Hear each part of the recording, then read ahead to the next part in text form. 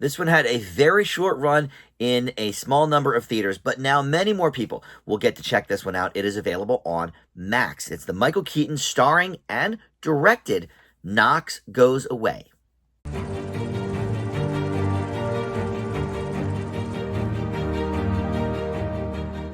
Hey guys, Dan here. This is Dan Reviews It. Welcome to my spoiler-free review for the new film, Knox Goes Away. This is available for streaming on Max, and it stars Michael Keaton and James Marsden, Marcia Gay Harden, and Al Pacino.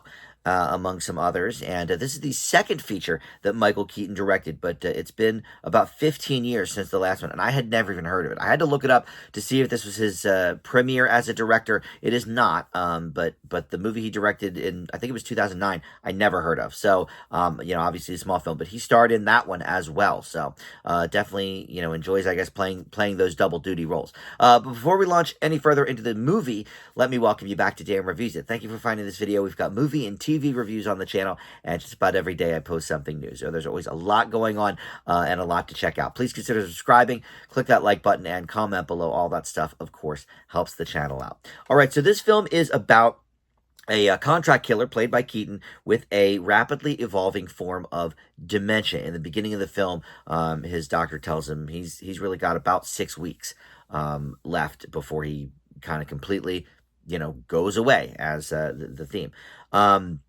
And so he vows to spend his final days, kind of getting some redemption by helping out his estranged adult son, played by James Marsden. So this was not written by Keaton. It's just directed, produced, and starring. But it was written by Gregory Poirier, who I was unfamiliar with, but looking up his filmography, the things I've seen of his are not among my favorites, and the other ones I haven't seen are sequels to things that maybe I enjoyed but I never watched. So he wrote The Lion King 2, Simba's Pride.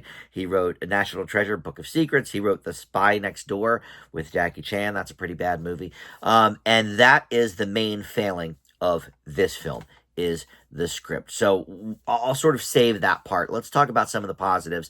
Look, Michael Keaton, he is one of my favorite actors. He really is. And I can't believe he has not won an Oscar. He should have, at least for Birdman, but, there could have been a couple opportunities there. But look, Beetlejuice was one of my favorites growing up, and that kind of got me into the Michael Keaton scene. I cannot wait to see Beetlejuice coming out. But I followed his career, since then, and he's been one of my favorites. He gives here a great, well, I shouldn't say great performance, because certainly he has his tears. This is a very good performance. But, again, with the script, I think kind of letting him down, and we'll get to the script in a minute. It's certainly not his best movie. But the other side of that coin is, I am not positive that he can sort of do both, because I didn't think this was a very well-directed movie. It's okay. It's serviceable. I think definitely he could have lit some of those scenes a little more so we could see what was going on. And it's, sort of listed as an action, thriller, what have you. It's not really very thrilling. I would say it's more of a drama. But it has that, noir tone. Clearly, Keaton was inspired from some of those classic noir films, the 40s and 50s, and that tone came through. So I got what he was going for there, but in the more, dramatic scenes where people are just kind of talking to each other or what have you, it's a little bit more pedestrian in terms of directing. So, I mean, it's fine. It's serviceable, but maybe kind of working both of those is not his wheelhouse. I don't know. But acting wise, look, it's a fine performance. He's never given us, less than at least a pretty good performance, right? And so he's fine here. James Marsden's fine. So let's talk about that script, shall we? Because that really is where all the problems with this movie lie, I would say. The bulk of them there's a few. Let's start with the dementia itself, because we learn, like I said, in the very beginning, he has, about 6 weeks of himself before he fully goes away. And that's fine.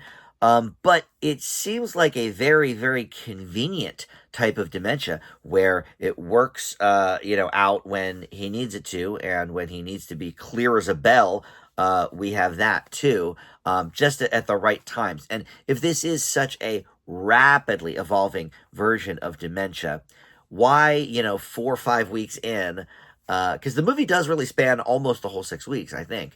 Why so far in is he still so clear when he needs to be? It seemed like a very, very convenient plot technique as opposed to, hey, let's actually, talk about this dementia and explore it a little bit. Obviously there are movies that are solely devoted to, dementia and all of that type of stuff. The one with, oh, I forget her name, and she won the darn award for it. Julianne Moore. There's that one. There's the one with the older couple, Away from Her, I think it was called. So there's been a few that deal with it directly. But if that's sort of just kind of used as a convenient plot device, it didn't really do much for me. I thought that was kind of poorly used.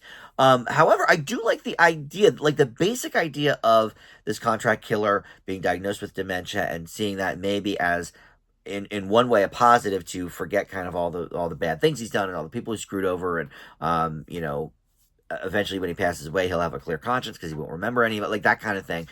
Okay, I understand that aspect of it, but they never explored it in those terms.